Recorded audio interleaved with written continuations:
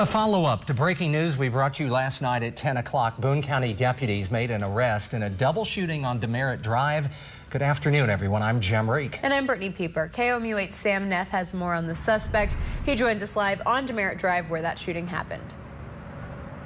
I'm here on the 700 block of Demerit Drive. Reporting live in Columbia, Sam Neff, KOMU 8 News.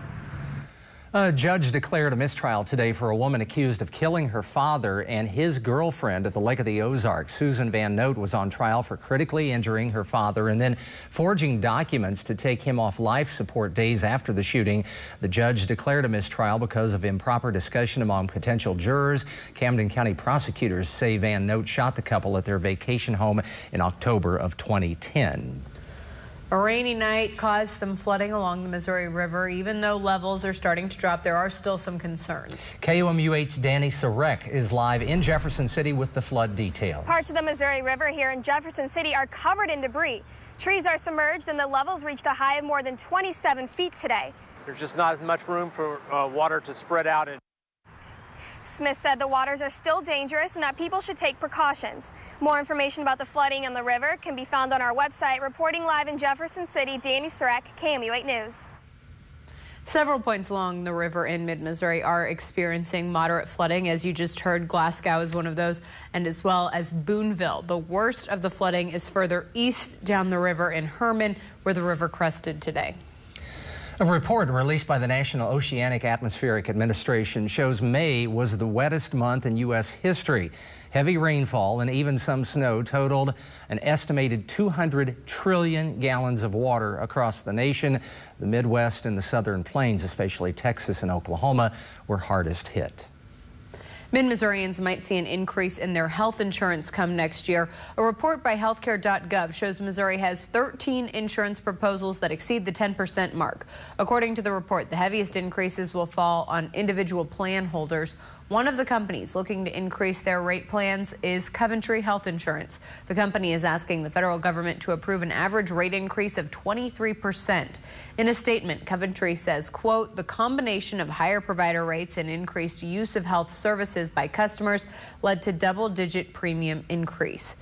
Coventry stressed the 23% rate increase was only an average and that some consumers could see far less of an increase while others could face a steeper hike.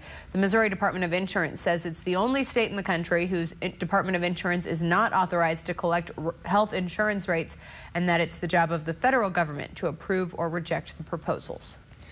The Missouri Juvenile Justice Association wants to improve relations with schools and students. The group trained Jefferson City school administrators in effective school interaction today. The key focus of the training was to improve communication when students are getting in trouble. A coordinator says the goal is finding alternatives for young people committing low-level crimes. He said preventing crime will lead to more productive adults. We work well with the police department and other districts as well as Cole County, but to find other options, alternatives to really help youth and give them a chance at being successful. Baumann says the goal is to work with as many schools as possible. The Missouri Department of Higher Education announced today it will revise the high school college credit class program. The department wants to ensure quality when earning college credits. The new policy goes into effect next year. Jefferson City police arrested a man today after they discovered meth, marijuana, and more than $12,000 in cash. 35-year-old Ernest Mahaney faces charges of possession and intent to distribute illegal drugs. He's being held at the Cole County Jail. And a Columbia landmark will officially be demolished tomorrow morning. The original Shakespeare's location at the corner of 9th and Elm Street is scheduled for demolition. The restaurant will eventually move into the ground floor of a multi-level building at the same location downtown. We'll have more on that story tonight on KOMU 8 News at 9 and 10. The Columbia Housing Authority is busy renovating one of its complexes. The authority would prefer to build new complexes, but can in the meantime. They say construction of high-end apartments downtown is hurting those looking for affordable housing. Columbia Public Housing has a full waiting list of one-bedroom apartments and nearly every other type as well. The authority would like to place tenants in downtown apartments, but it's too expensive. They say Columbia needs more opportunities for affordable housing. The key to a vibrant community is to have diversity in housing. We need to have housing that is priced in the right price range for a variety of people at different income levels.